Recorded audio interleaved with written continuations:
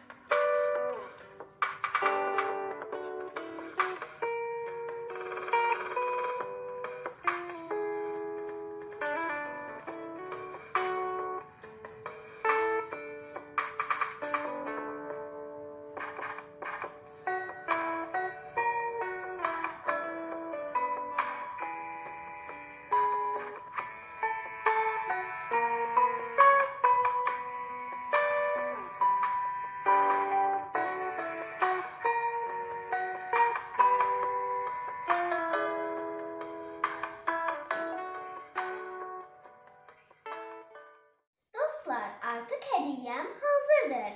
Mən bu hədiyyəni evdə olan əşyalarımla hazırladım. Siz də istəsəniz, öz zövqünüzə uyğun hədiyyə düzəldə bilərsiniz. Əgər işimi bəyəndiysəniz bəyənməyi, yeni videolardan xəbərdar olmaq üçün abunə olmağı unutmayın.